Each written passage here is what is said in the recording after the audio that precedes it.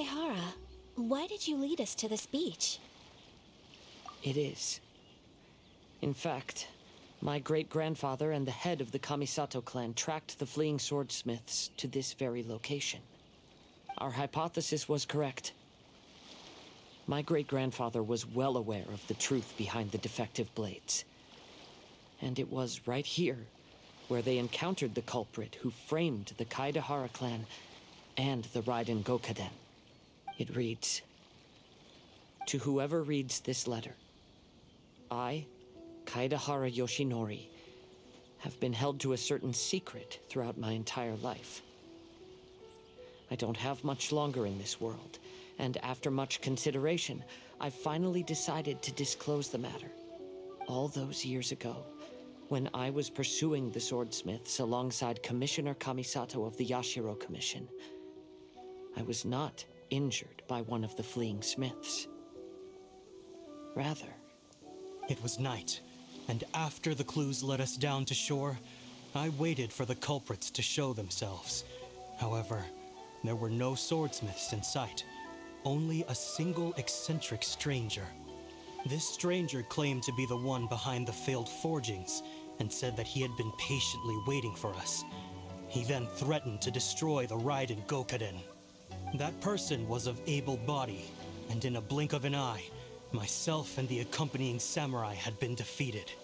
Commissioner Kamisato was severely wounded, and I barely escaped death myself. My hat had fortunately blunted a blow to my head. The unusual stranger could have easily claimed my life at that moment. But, after noticing my appearance, he stopped his attacks and sternly asked if I had any connection with the name Niwa. I answered that it was my father's surname, and after my father disappeared, I was adopted by the Kaedehara family. Upon hearing my answer, the stranger paused. After a long silence, he suddenly said, "Tell her this. My name is Kunikuzushi." He then turned and left.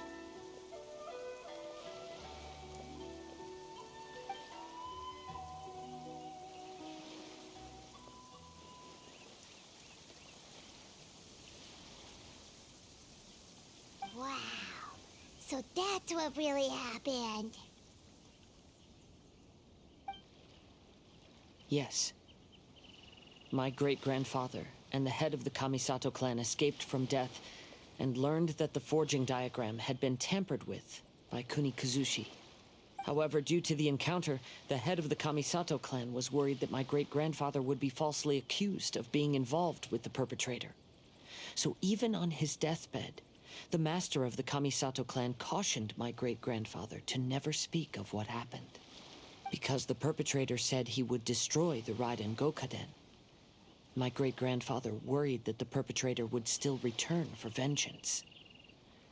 So, to protect his loved ones, he closed the family business. He said, "As the leader of the Kaedehara clan, I am deeply ashamed to witness the decline of the Isshin art. But as a father, it is my priority to ensure the safety of my children and grandchildren." Yes, that's right. If my grandpa had somehow discovered the secret behind the tampered diagram all those years ago, perhaps my great-grandfather would have told him the truth. Unfortunately, he failed to catch any of the hints in my great-grandfather's words. Miss Kamisato, it appears you were unaware of the happenings that my great-grandfather described here. What are your thoughts? I suppose the reason the head of the Kamisato house never spoke of this to the family was due to similar safety concerns. If the perpetrator was capable of tampering with even the Shogun's diagrams, and could single-handedly defeat many men, then he is not an ordinary enemy.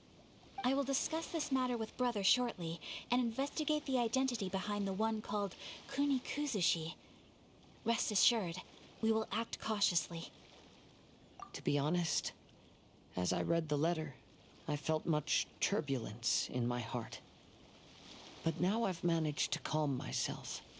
My great-grandfather said in the letter that he did not wish his descendants to blindly seek revenge and be deceived by things of the past. Though he was in a tight situation when he wrote these words, I feel like they are still valid nonetheless. I think what's most important for each person is not the past, but the present. Even though we must carry the burdens from the past, there are also things we wish to strive for. Therefore, knowing the truth behind what happened is enough for me. I will live on just as my great-grandfather had hoped. That being said, if the enemy from all those years ago is still lurking and plotting to stir up more trouble, then I definitely won't turn a blind eye.